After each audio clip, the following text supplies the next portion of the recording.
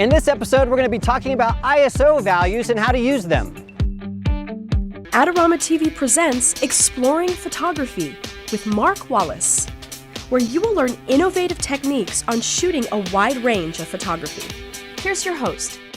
Hi everybody, welcome to another episode of Exploring Photography right here on AdoramaTV, brought to you by Adorama. It's the camera store that has everything for photographers like you and me.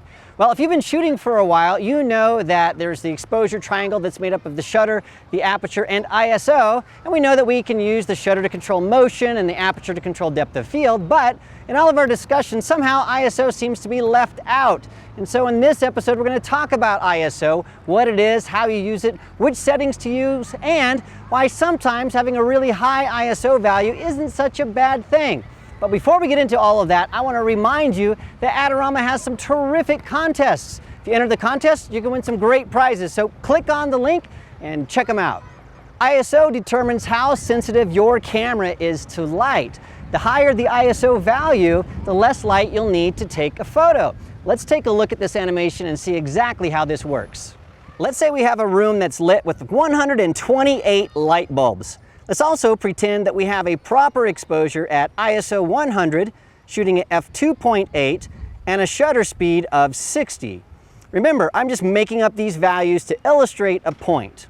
At ISO 200, we could get the same result with only 64 light bulbs. At ISO 400, we'd only need 32 light bulbs. At ISO 800, that number would fall to 16 lights. Each time we double our ISO value, we only need half as much light. So ISO 1600 would only need 8 lights. If we double our ISO again, we can half the amount of light that we need.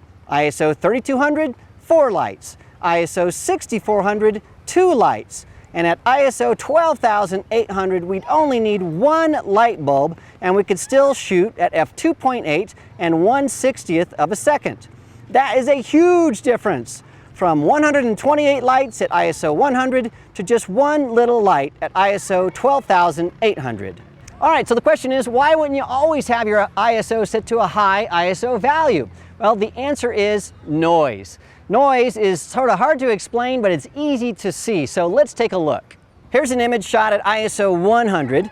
Now notice that everything looks clean. Now here's the same image shot at ISO 12,800. You can see the grain in this image, and that grain is called noise. Noise is the trade-off. Higher ISO values have more noise. Well, in the past, photographers have always been told to keep their ISO values as low as possible to get noise-free images. We still want to do that today, but the good news is that there have been huge technological advances with digital cameras, and now there are all kinds of cameras that can shoot at ISO 3200 and even higher. In fact, I think that the groundbreaking camera was the Nikon D3X, and then along came the 5D Mark III from Canon, and then sort of the floodgates were open. Now there are all kinds of cameras that can shoot at high ISOs with almost zero noise. And the question is, what can your camera do? Well, it's easy to figure out. Let me show you how to do it. Get in a room with low light and shoot a series of images, increasing your ISO with each shot. Then take a look at the photos at full resolution on your computer, and you'll know what ISO value is the max for your camera.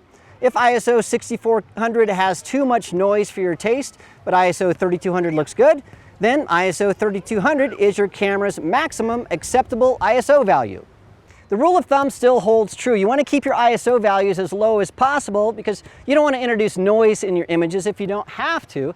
But because our cameras are advanced now, in low light, increasing your ISO can really help you out. So in low light, don't be afraid to crank up the ISO because that can keep your shutter speeds fast, and that can really improve your low light photography. Let's take a look. Let's say we're in a room with low light and we don't have a flash, and we're taking photos of some kids at a birthday party.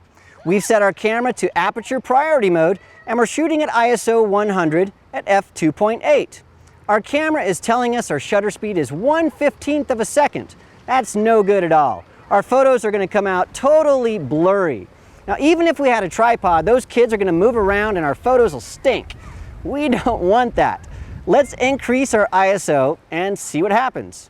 At ISO 200, our shutter speed will be 1/30th of a second, and at ISO 400, our shutter speed will be 1/60th of a second. And at ISO 800, we'd be shooting at 1/125th of a second. Now that's fast enough to freeze those kids.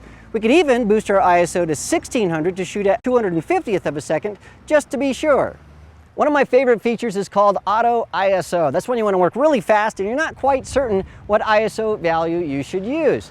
So let's take the example of shooting a birthday party with kids in really low light. I might want to shoot at an aperture value, let's say of f8, and a shutter speed around 250 to freeze all the motion.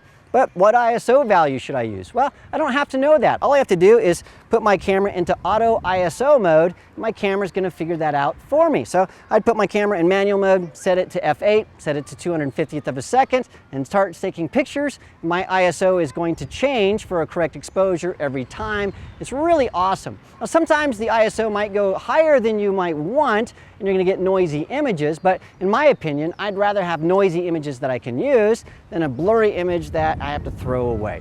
Well, I hope you learned a little bit about ISO today, and I thank you so much for joining me. Don't forget that you can zip over to the Adorama Learning Center. There are hundreds of photography tutorials. You can learn all about shooting in manual mode and learn about the exposure triangle and some of the things that we talked about today. So check that out. And also don't forget that you can subscribe to Adorama TV totally free. So click the link and subscribe today. Thanks again for joining me, and I'll see you again next time.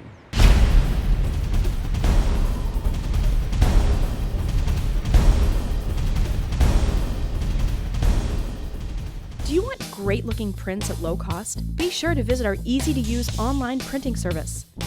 Adorama Pix has professionals who treat your images with the utmost care that you can count on. For a quick turnaround on photos, cards, or albums, use AdoramaPix.com.